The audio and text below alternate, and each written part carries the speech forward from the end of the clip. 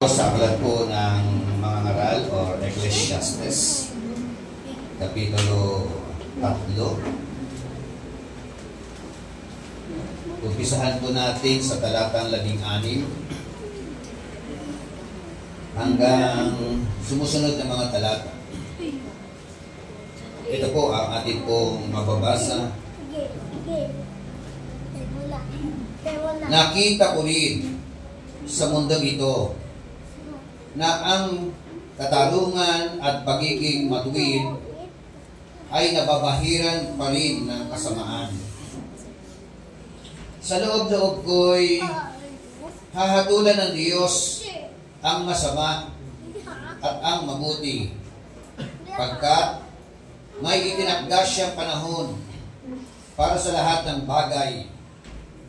Tungkol sa tao, naisip kong sila ay sinusubok ng Diyos upang ipakilalang ang tao ay tulad lamang ng mga hayop. Ang hahantungan ng tao at ang hahantungan ng hayop ay iisa. Lahat ay mamamatay. Ang tao'y walang kaibahan sa hayop, sapagkat ang lahat ay walang kabuluhan. Iisa ang kauuwian. Lahat ay buhat sa alabok, at sa alabok din uuwi. Sino ang nakakatiyak kung ang kaluluwa ng tao ay aakyat sa itaas at ang kaluluwa ng hayop ay mahuhulog sa kalaliman? Kaya naisip kong walang pinakamainam o pinakamabuti sa tao kundi ang pakinabangan, ang kanyang pinagpaguran. Ito ang ating bahagi. At sino ang makapagsasabi sa kanya kung ano ang mangyayari pagkamatay niya? Sino ang makapagsasabi sa kanya kung ano ang mangyayari pagkamatay niya? Tayo po ay manalangin. Purihin ka, aming Diyos na dakila. Salamat po dahil meron po mga pamantayan sa salita ng Diyos. At dahil po sa iyong mga salita, ito, Panginoon, ang siya nagiging batayan po namin. Gabay namin, Panginoon. Doktrina ang aming pinanghahawakan. Upang, Panginoon, kami po ay magkaroon ng tunay na pag-asa. Pag-asa sa iyong mga salita, pag-asa sa iyong mga pangako. Salamat po dahil minsan pa mag-aaral po kami ng iyong mga salita patungkol, Panginoon, sa hahantungan ng tao pagkatapos ng buhay dito po sa mundo pong ito. At habang binubulay-bulay po namin ang iyong mga salita, ikaw po ang siyang mangusap. Ikaw ang siyang pumilo sa amin pong kalagitnaan. Basbasan mo po kami lahat. Ang iyong kabanlingkod, Panginoon, ay iyong mong gamitin para sa kaluwalhatian ng iyong banal at dakilang pangalan. At sa iyong mapagpalang kamay, Panginoon, ay amin po inilalatag ang gawain po na ito. At dahil diyan, inaangkin po namin, O Diyos, ang tagumpay na iyon ang po ipinagkaloob sa gawain po ito.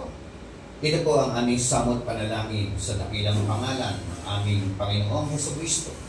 Ang lahat ay magsabi ng Amen at Amen. At minsan pa po ibigay po natin yung palakpak. Amen. Glory to God. Makapula po kayo.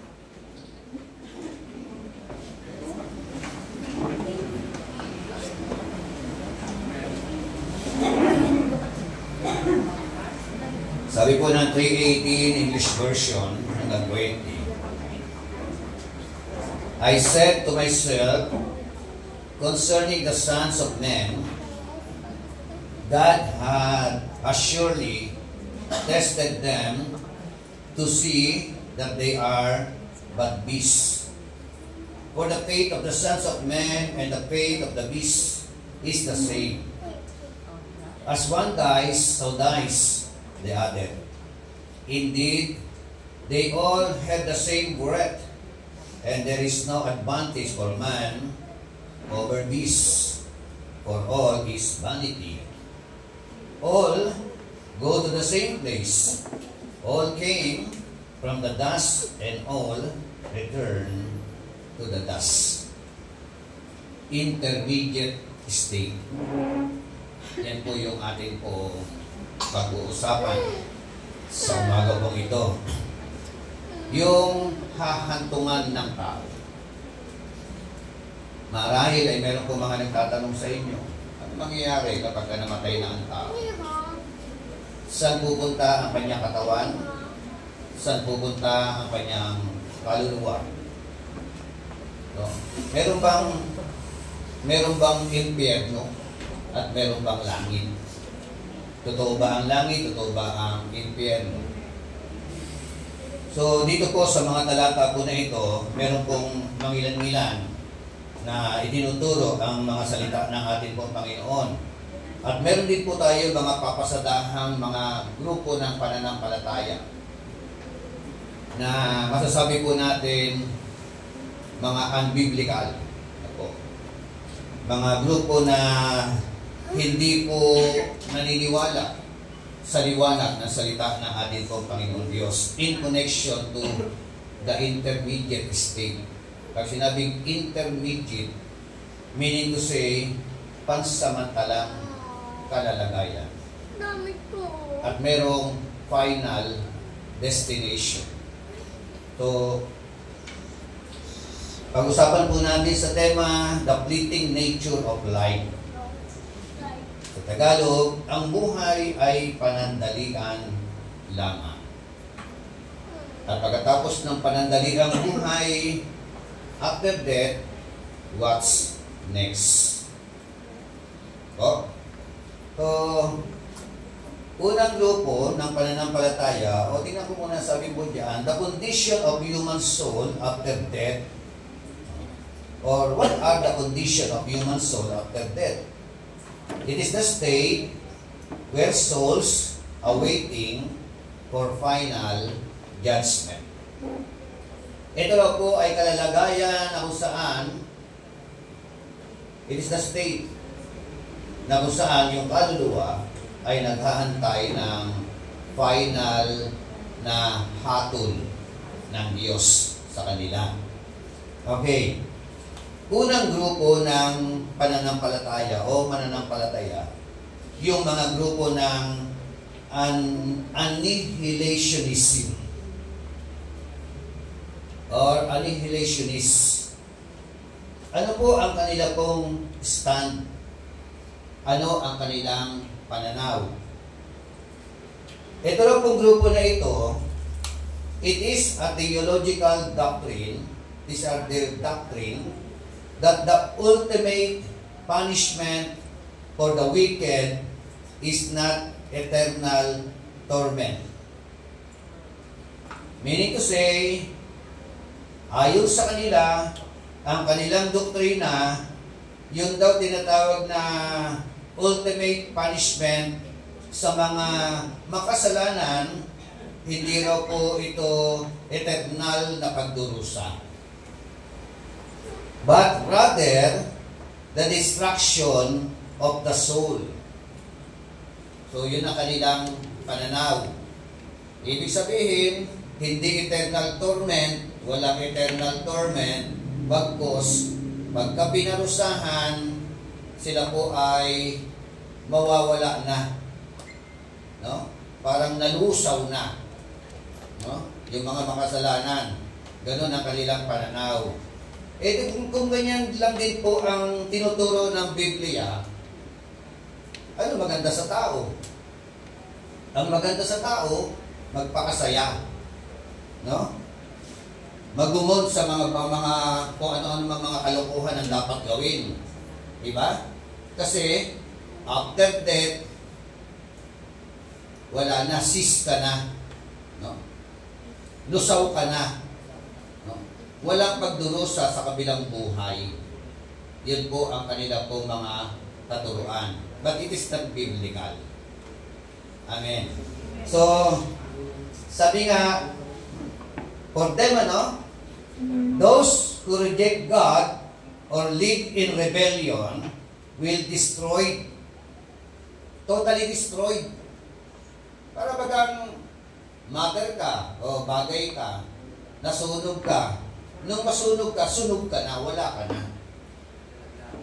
Laho ka na. Naglaho ka na. Parang bula. So, walang eternal na pagpaparusa. Ganun po ang kanila pong mga pananaw. So, ceasing to exist. No? Wala na, hindi ka na makikita talaga. Rather than suffering eternally in hell. That is their mindset. That is their view. No? Yan ang kanilang pananaw. Kaya maraming mga grupo ng ganyan, maraming sumasapi sa kanila. Bakit? Kasi nga, hanggat buhay, hanggat malakas, gawin na natin yung dapat natin gawin. Maglubalog na tayo sa kasalanan. Kasi, wala namang eternal punishment. Pag pinarusahan daw ang tao, yun nga, durog ka na, lusaw ka na.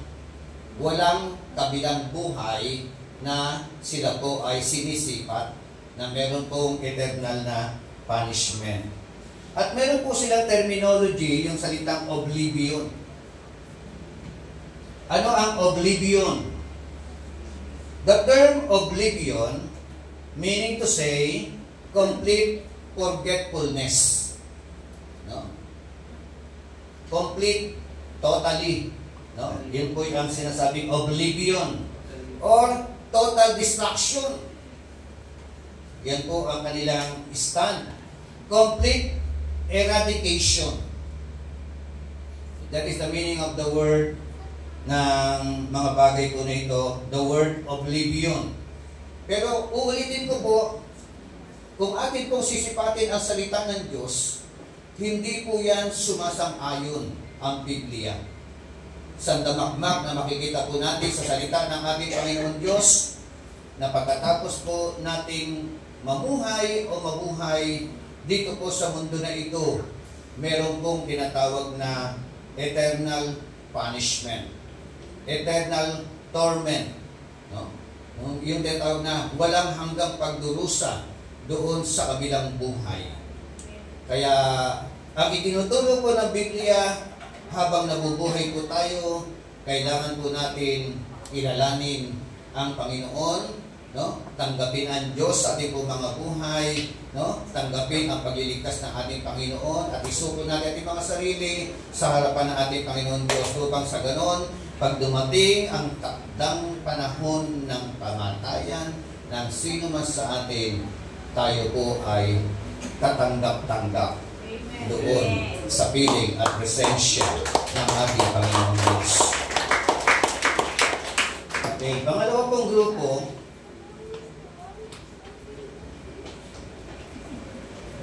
universalism. Ano po itong grupo ng mga universalism? It is a theological doctrine, emphasizes the ultimate salvation of all souls. Yan naman ang universalism. Ibig sabihin, ine-emphasize nila na lahat ng tao, pag namatay, maliligtas. No? May kaligtasan. O, kaya yung iba, yung termino na sinasabi po na narinig po natin kapag may patay, sasabihin ng mga kamag-anak na kay Lord na yan. No? Pero hindi po yan biblical. No po? Ang tao po, kapag ka namatay, na wala kang Kristo sa iyong buhay, nung ikaw ay nabubuhay pa, pag ikaw ay namatay, wala pong rest in peace. No? Ang babalik kay Lord, yung buhay na pahiram ng Diyos sa Kanya. Pero yung Kanya pong kaluluwa, ito po ay magdurusa doon sa kabilang buhay. Ako? At ang pagdurusa na mararanasan po ng mga tao sa kabilang buhay, yung kaluluwa nila, intermediate state. Kaya iba naman po yan sa turo ng purgatorio. Ako? We believe sa tinatawag na intermediate state. pansamantalang kalalagayan ng tao. Pero, hindi po ang terminology ay purgatorio. Pagdating na ibang linggo siguro, ituturo ko rin yung subject ng purgatorio. Yun po. Ibig sabihin, all individuals will ultimately be saved and reconciled to God. All individuals ultimately magtatamo ng kaligtasan. No? At magkakaroon ng reconciliation kay Lord. Paano yun? Di ba? Ano kaya ang kanilang pananaw? Is it possible for them? Okay, ganito.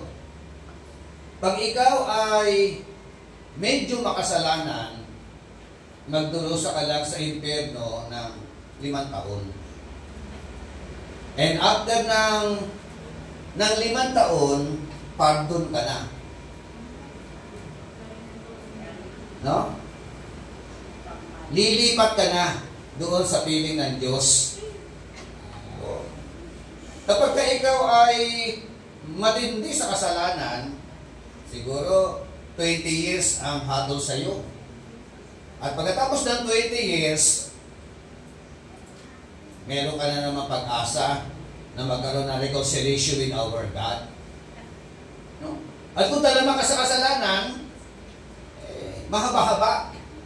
It depends upon ng iyong pagiging wicked kung paano ka magdurusa doon sa kabilang buhay. Pero hindi po ganoon ang itinuturo ng Biblia. Amen? No, maliit at malaking kasalanan, ito po ay magdadala sa iyo doon sa impyerno. At pag ikaw ay nadala sa impyerno, ang iyong patutunguhan, Hades ng pagdurusa.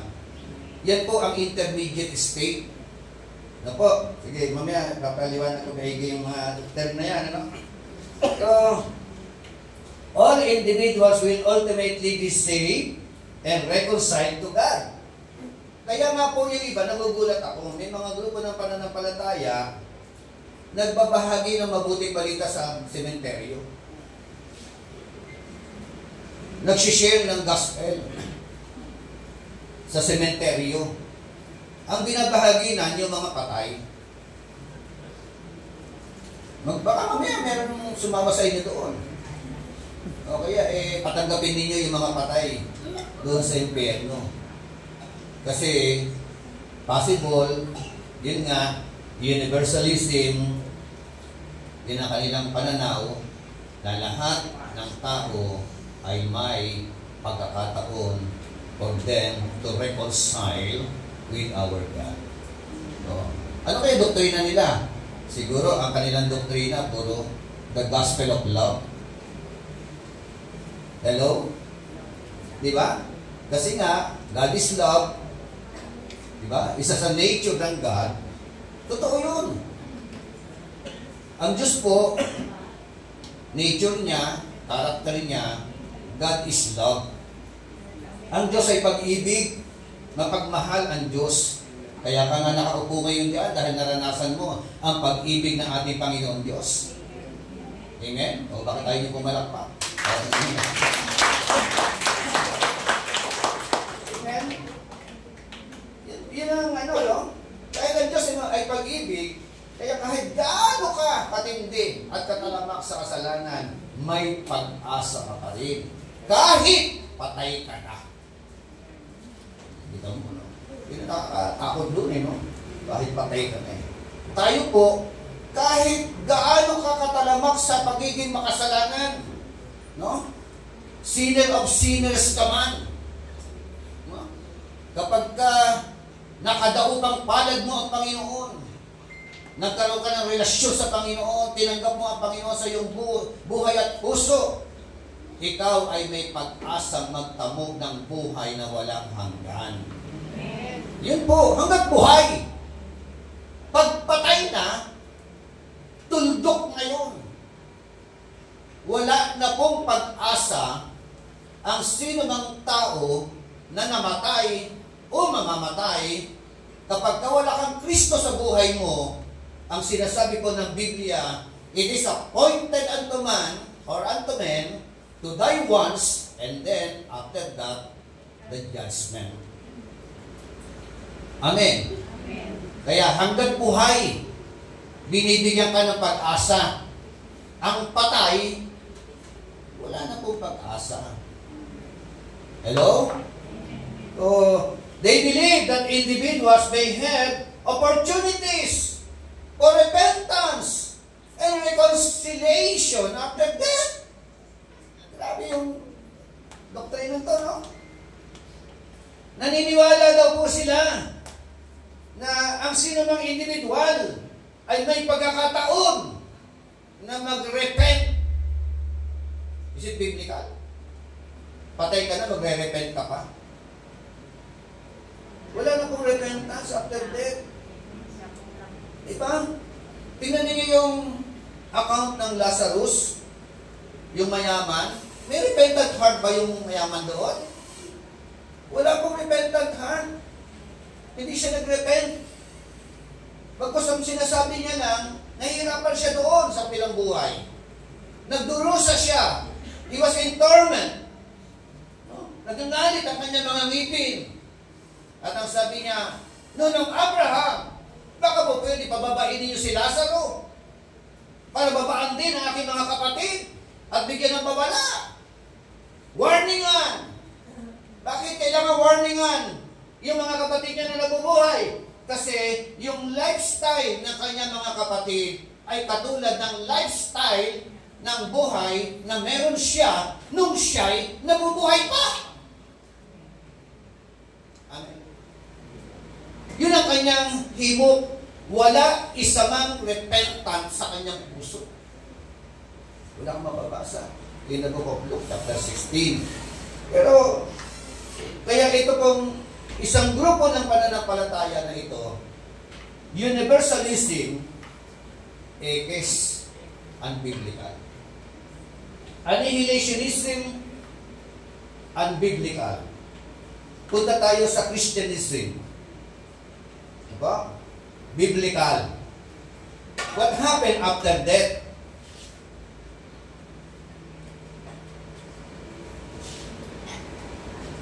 After death, what's next? Sinabi po yan sa talatang 22. Kaya naisip kong walang pinakamabuti sa tao kundi pakinabangan ang kanyang pinagpaguran. Ito ang ating bahagi. At sino ang makapagsasabi sa kanya kung ano ang mangyayari pagkamatay na? Yan po yung malaking question mark. Sino ang makapagsasabi sa kanya kung ano ang mangyayari pagkamatay niya? But by the grace of the living God, kumpleto ang Biblia sa atin. Itinuturo ng salita ng Diyos kung ano ang mangyayari sa tao pagkamatay niya. Hello? Una, sabi nga, when God withdraws the breath of life, nothing but a dead body is left.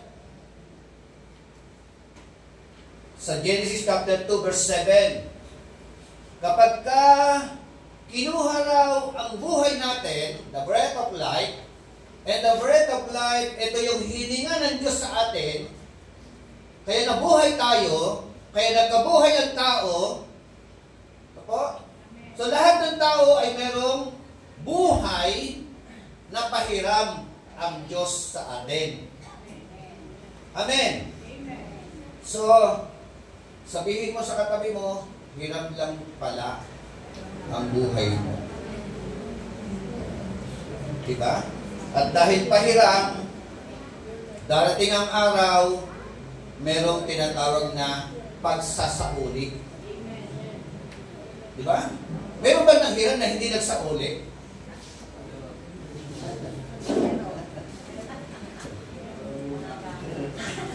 Actually, totoo na maraming nahihiram na hindi nagsasauli eh. Tama ba?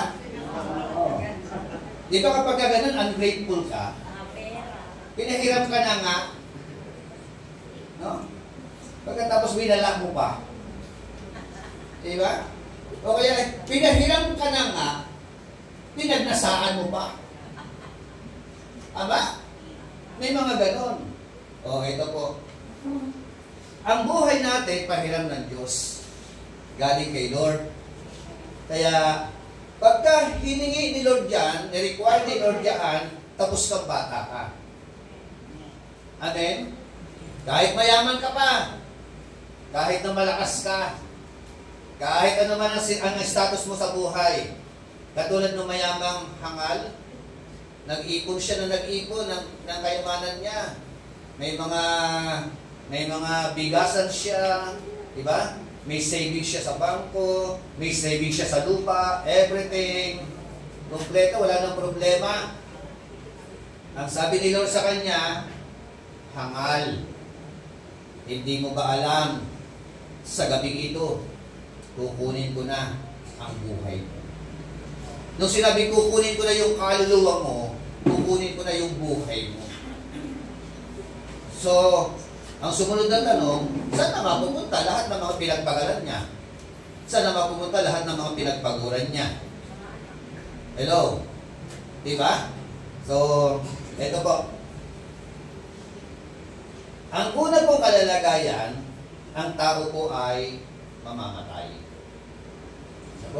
Sabi po uli ng 3:19 ng mga ngaral, ang hantungan ng tao at ng hayop ay iisa, lahat ay mamamatay. Ang tao'y walang kaibahan sa hayop, pagkat lahat ay walang kabuluhan. Yan po yung sinasabi ng Bible. Meron lang dahilan. May cause lang ang pagkamatay ng tao. Minsan sakit, minsan disgrasya, minsan sakuna. Diba? So, minsan naman katandaan. Maganda sana mamatay katandaan eh. Amen po ba? Sino yung gusto mamatay ng matanda? Katanda hubuluban. Okay. Ang unang katotohanan, yung katawan natin na ito, babalik sa lupa. Galing sa lupa, magbabalik sa lupa. Amen? Kaya kung minsan, naririnig natin, bakit amoy lupa ka na? Meron ba nasabi sa inyo, amoy lupa ka? Okay. Yun ha, yun yung katawan na yan. Balik sa lupa yan. Sabi po ng Genesis 3:19, for by sweat of your face you will eat bread till you return to the ground. Because from it you will taken, for you are dust, and to dust you shall return. Amen? Yan po, sana, kung yung original plan ni Lord, hindi mamamatay ang tao. No? Kaya lang, because of disobedience, bahagi po ng sumpa, no? Ang sinumpa, yung lupa. Diba? Nung sinumpa ang lupa, sabi ni Lord sa lupa, hindi na kayo magkakabunga o yung mga punong kahoy ng mga pagkain, hindi na magkakabunga yan. Kailangan mo muna magtanim upang magbunga ang gusto mong maging pagkain. No? At dahil doon, kailangan mo magpagal. Diba? Kaya mayroong mga pagtatanim at mayroong pag-aani. Kung ano yung tinanim, yun aanihin. Diba? So, yun po yung nangyari. At dahil dyan, dahil nga mapapagod ka na, dati hayahay ka, diba? Hayahay dapat ang tao, kung saan tumutubo ang mga bungang kahoy na dapat kainin, kakainin mo na lang, pipitasin mo na lang. Pero hindi na ganoon na nangyari. kailangan na magpagod ng tao. So, babalik ang katawan mo sa lupa. Yan ang unang kalalagayan. Pinag-uusapan mo natin katawan. So, sumunod po sa Ecclesiastes 12:7, sabi naman, then the dust will return to the earth. Inulit na naman. As it was. And the spirit will return to God who gave it. Amen. So, sabi naman, yung dust daw, it will return to the earth as it was. Our body, no? Physical body, it will return to the earth as it was. And the spirit will return to God who gave it. So meron po isang bahagi, di ba? Na tinutukoy doon. And the spirit will return to God who gave it. Nung aming sipatin ko ano ibig sabihin ng spirit na ito will return to God who gave it, the breath of life. Buhay na pahiram sa atin ng Panginoon.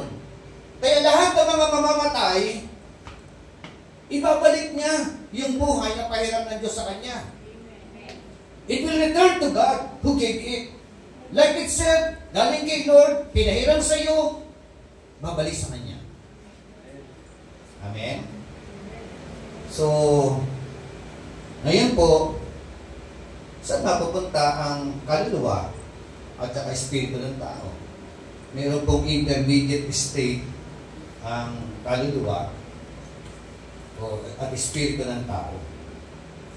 Sabi nga po, death is not a cessation of conscious existence. Sabi lang, ang pagkamatay o ang kamatayan is not a cessation of conscious existence. What does it mean? Ano ibig sabihin nito?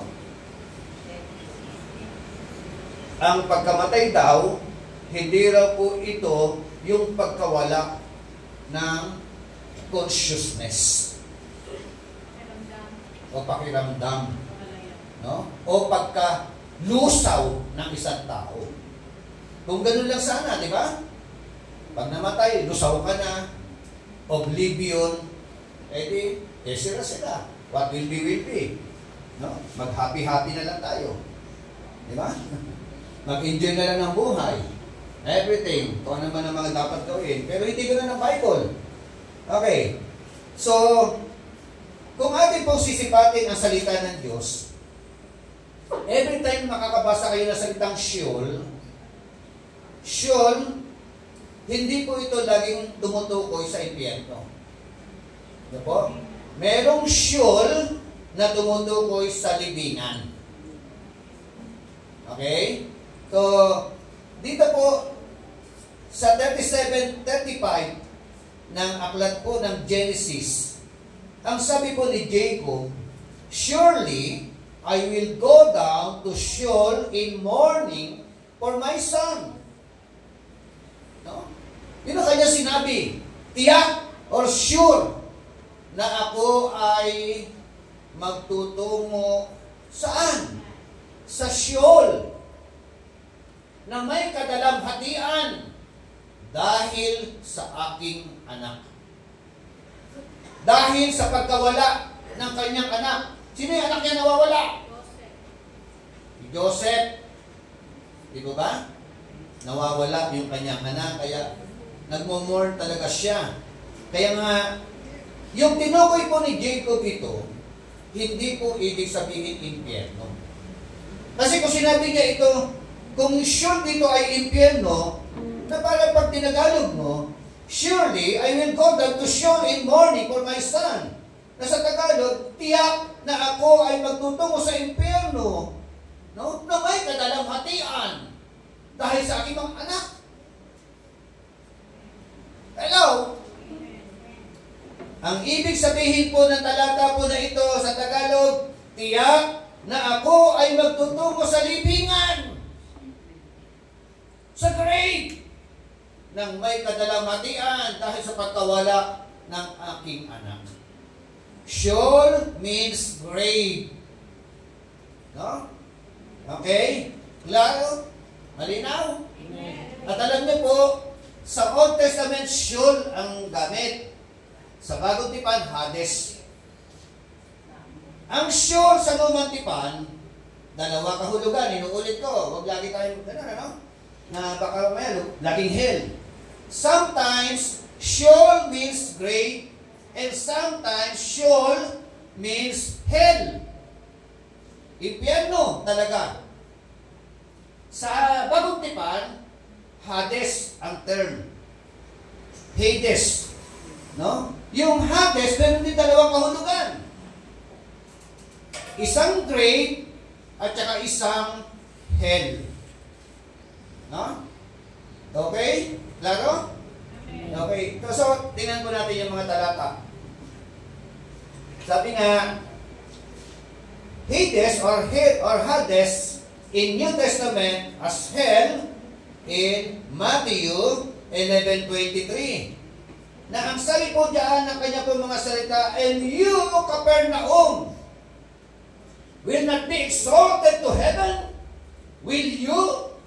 You will descend to Hades. Amen? Na para bagang, ang sabi po sa Tagalog, gusto ko palang maging klaro, Matthew 11:23,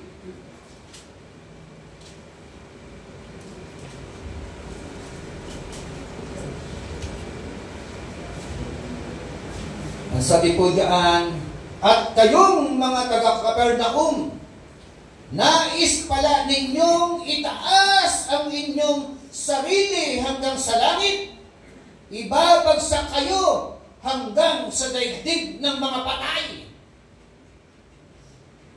Amen.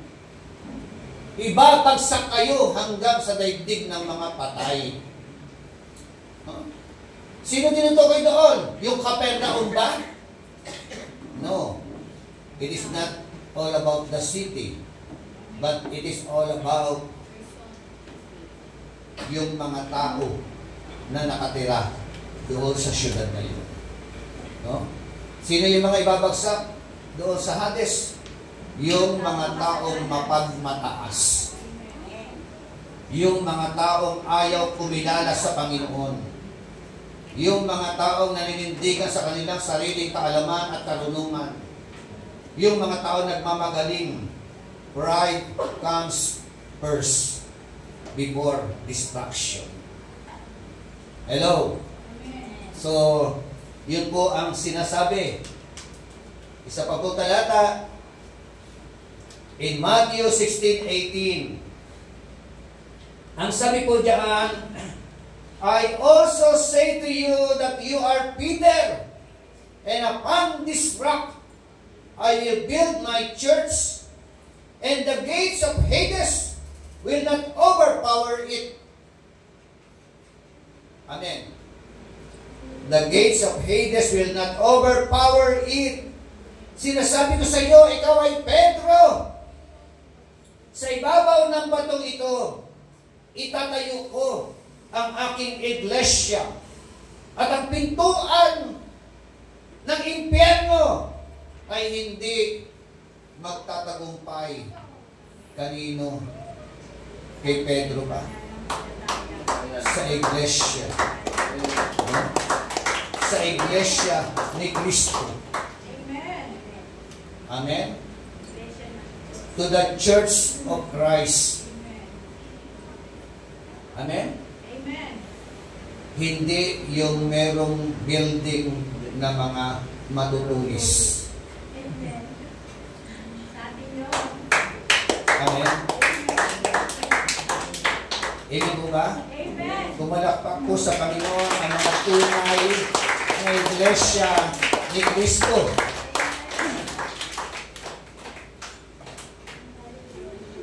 Baba mo. Matthew 16:16.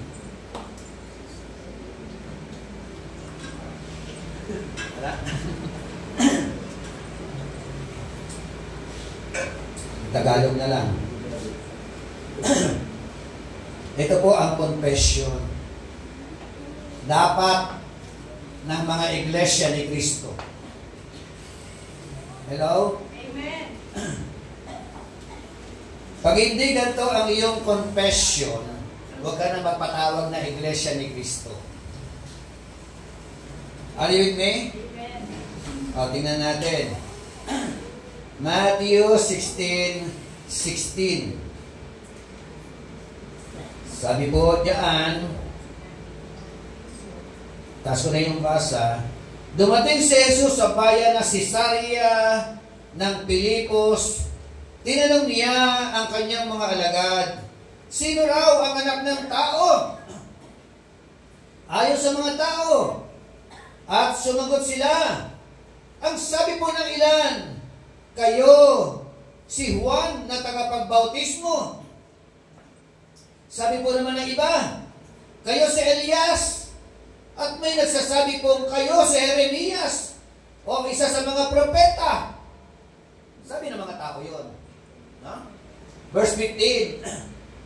Tinanong ulit sila ni Jesus, ngunit para sa inyo, sino ako? Amen? May confession ng mga tao sa labas. Iba-iba confession ng mga tao. Pagkaunawa nila kay Christ, ngayon, balikan ko kayo. Kayo, para sa inyo. Sabi ni Kristo, sino ako? Anak ng Diyos. Amen? Amen. Sino ako? Ang anak ng Diyos na buhay. So, tingnan natin. Ang sabi po, na sumunod sa verse 15, tinanong ulit sila ni Jesus, ngunit para sa inyo, sino ako? Sumagot si Simon Pedro, kayo po, ang Kristo. You are the Messiah. You are our Messias. You are our Yeshua HaMashiach.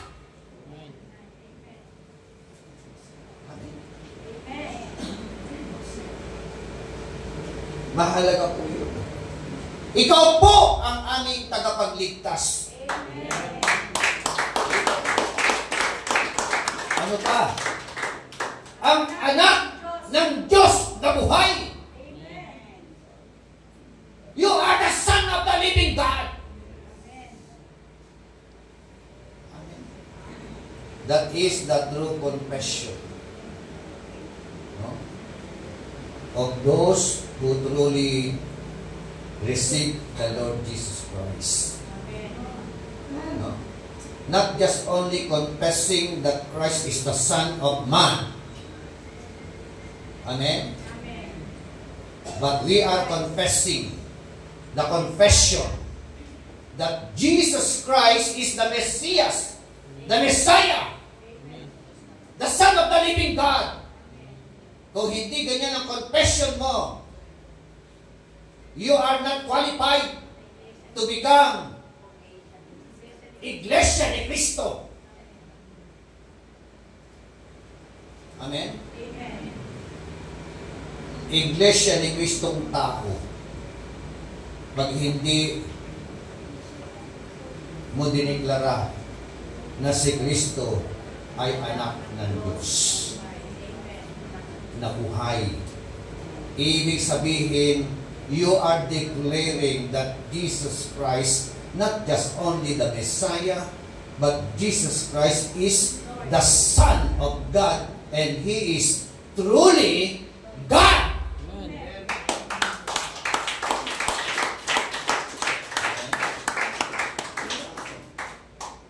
At sa mga nagdedeklara ng ganito, ang pintuan ng impyerno Hindi magtatagumpay. hindi mananaig sa inyo. Amen. Hindi ka lalamunin ng pintuan ng impyerno. Amen. Amen? So, bagkos ikaw ay tatanggapin doon sa presensya ng ating Panginoon Diyos. Amen? Klaro? Amen. So, ikaw pala ang tunay na iglesia ni Kristo. Amen? So, in conclusion, at death, the body will return to the dust. Ang katawan mo, balik sa lupa. breath will return to God who gave it. Ano yun? Yung buhay mo, babalik kay Lord. Ano pa? Soul and spirit will go to hell or Hades for the unbelievers, awaiting for resurrection, preparation for final judgment. Ano nangyayari sa mga unbeliever na namatay? Mabubulok ang katawan. Tama? Yung kanilang kaluluwa napunta sa Hades ng pagdurusa. Ganun po mangyayari. Sa final resurrection, bubuhayin uli itong mga unbelievers na ito. Bibigyan ng bagong katawan. Magsasama na ang katawan at kaluluwa at saka espiritu. At sila po ay dadalhin doon sa final judgment. Ang impyerno, may mga department. No? Parang dito, yung mga kulungan may department. May city jail, may Muntinlupa, may Iwahig. No? At yung lake of fire, wala pa pong kaluluwa doon. Wala pa pong tao doon. Doon ang final destination ng mga nasa Hades. Hello? Laro? Doon sa mga unbeliever. Kaya, yun ang intermediate state. Yung katawan nasa lupa, nabulok. Pagdating ng resurrection, yung tao na yun, bibigyan ng bagong katawan. Immortal body. Together with soul and spirit. At yun na po, final destination, eternal punishment with torment. Hindi po cessation of existence. Hindi pagkalusaw. No? Meron paghihirap doon.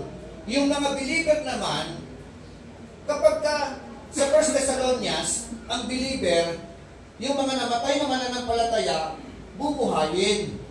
Bibigyan din ng bagong katawan. Tama? Pag nabigyan ng bagong katawan, immortal body, kasama na ng kaluluwa at espiritu, pupunta na doon sa piling at presensya ng ating Panginoon Diyos, eternal, na makakasama natin, magkikita-kita tayo, finally, doon sa langit, at sama-sama na po tayo maglilingkod sa Panginoon Diyos. Amen? Ay ngayon, kung ikaw ay buhay pa, dumating ang Panginoon Jesucristo, ay dinarapture ka. Diba? Pagka ikaw ay buhay pa, dumating ang ating Panginoon, iko-call up ka. Buhay. Pero, yung katawan mo na yan, hindi na yun. Bibigyan ka rin ng immortal body. Amen? Okay? So, that is intermediate state. So, naging klaro sa atin yung ating pong patutunguhan ng katawan, patutunguhan ng kaluluwa at ng espiritu, pag believer ka, pag unbeliever ka, no? May grupo ng annihilationism, may grupo ng universalism that they are not biblical. Amen? So tumayo po yung mga nakakatiyak ng buhay na walang hanggan. Mamatay man tayo, mga pangako ng ating Panginoon Diyos. 1 John chapter 5, verse 11 to 13, isinusulat ko ito sa inyo na kayo mga nananalig sa anak ng Diyos ay may buhay na walang hanggan. Congratulations! Ikaw pala at ako ang tunay na iglesia ni Kristo. Amen? Sila po ay iglesia ni Kristong tao. Diba? Okay. Purihin natin ang Panginoon at pasalamatan po natin ang Panginoon Diyos. Sabi nga po ng Bible, kung ang pag-asa ninyo kay Kristo ay para sa buhay na ito lang, kayo na ang pinakakawawa. But we as Christians, our hope in Christ, of course, as long as we are here on earth, we have hope in Christ. Amen? Pero ang lundo ng ating pong pag-asa kay Kristo ay yung pong patungo doon sa kabilang buhay. And because of that, you are truly, truly blessed. Amen? We are all truly Blessed. Kasi blessed ka na din sa mundo, blessed ka pa. Amen. Sa kabilang buhay. Glory to God! Hallelujah! Kaya walang dahilan para hindi natin sampahin, purihin, Yes. pasalamatan ang ating Panginoon Diyos. Hallelujah! We thank you so much, Lord, for your goodness, for your amazing grace of God. Na kung saan, Panginoon, hindi namin alam ang mga katotohanan na ito about intermediate state. But Lord, we thank you so much for your gospel, for your word, na kung saan ay nagtuturo sa amin ng mga katotohanan na ito. At dahil yan, napupuno kami ng pag-asa. Puno-puno kami ng kagalakan. Habang nabubuhay kami dito sa mundo kong ito, kinikilala po namin ang iyong dakilang pagmamahal sa bawat isa po sa amin.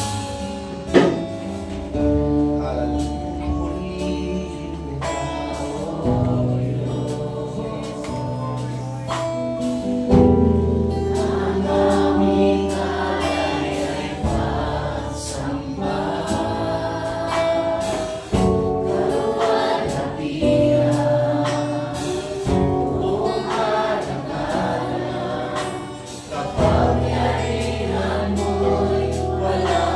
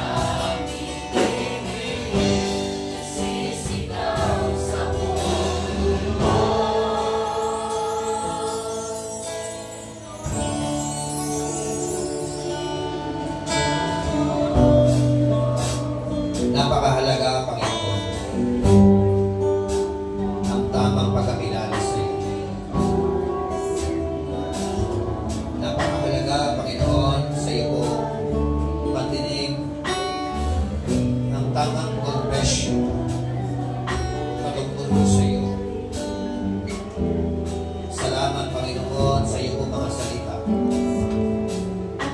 Na kung saan, Panginoon, patuloy ka po nagtuturo sa bawat sa puso amin. Meron po kabilang buhay na patutunguhan ang mga tao na mga namamatay. Salamat dahil buhay pa kami, malakas kami. Sinusustain mo po, Panginoon, ang aming po mga kalakasan. Lord, thank you for this wonderful opportunity. Opportunity to occupy space here on earth as long as we live, O God. Thank you, Lord. At hayaan mo po, Panginoon, bilang pasasalamat namin na nagmumula sa iyo. Ang buhay po na ito na ipinamumuhay po namin ay amin po sa kasamang ipaglilingkod sa iyo, Panginoon, patuloy. Patuloy na ipangalandakan namin sa mga tao na makakasalamuha po namin that you are our Messias. You are the Messiah. You are the Son of the living God. You are our God. Thank you so much, Lord, sa mga katotohanan po na ito. Pagpalain mo po kami lahat, Panginoon. Patuloy ka magpahayag sa amin, Panginoon. Patuloy ka magpakilala sa amin sa pagpamagitan po ng iyong mga salita. At gamitin mo po kami, Panginoon, sa ibang mga tao. Ipakilala ka rin namin sa kanila na merong Jesus, merong Jesucristo, merong Yeshua HaMashiach, merong Jesus Christus na nabuhay, bumaba mula sa langit na katawan tao, na aming Diyos at tagapagligtas. I-bless mo po kami lahat, at patuloy na pagpalain ang aming mga buhay. Patuloy ka po magpakilala sa amin sa pamamagitan po ng Biblia ang kaparaan. We love you, Lord. We bless you. Magnify your holy name. Ikaw ang tunay na Diyos. Ika'y walang katulad. Ika'y nag-iisa. Ikaw lang ang sa'yo ang aming gawin. Hindi mo aming pinig. Isisigaw sa buong mundo. Ikaw ang tunay na Diyos. Ika'y walang katulad. Ika'y nag-iisa. Ikaw lang ang nag-iisa. Sa'yo ang aming gawin. Hindi mo aming pinig. Isisigaw sa buong mundo. Isisigaw sa buong mundo. Isisigaw sa buong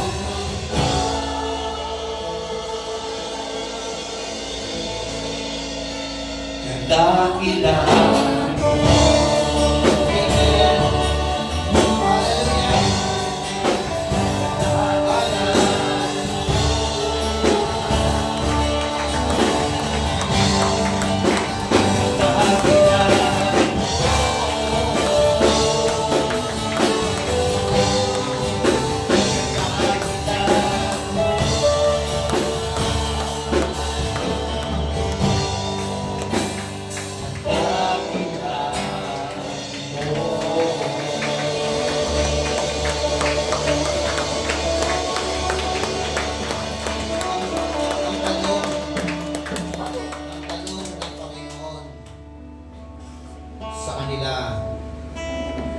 Para sa inyo, sino ako? Ikaw ang Kristo. Pwede ba sabay-sabay natin na isigaw? Amen. Sabihin natin, You are the Christ.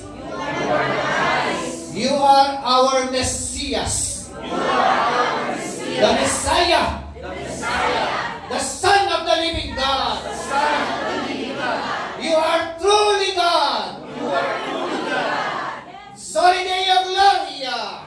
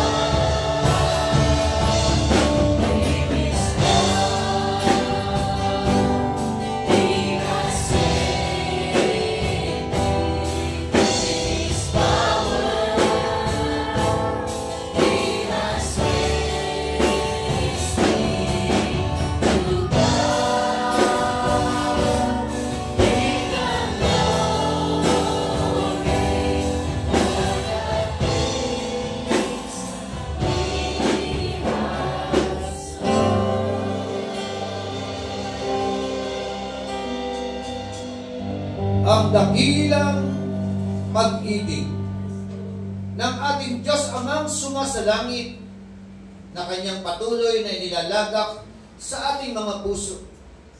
Ang masaganang biyaya pagpapala na nagmumula sa ating Panginoon Jesucristo na nagdudulot ng kaligtasan at ang walang hanggang pakikipisan ng Diyos Espiritu Santo na siya nating gabay, patnubay at dakilang tagapagturo. Sumaiyo na pagpapala mula sa Ama, Anak, at Diyos Espiritu Santo. Paliwanagin nawa ng Panginoon ang Kanyang mukha sa bawat isa sa inyo. Lingapin nawa tayong lahat na ating mapagpalang Panginoon Diyos. To God all be the glory. Lahat ng mga nagdedeklara na si Jesus ang Mesiyas, na si Jesus ay anak ng Diyos, na si Jesus ay tunay na Diyos, ay sumigaw ng malakas na Amen. Amen. God bless us all. God all be the glory. Mga friends,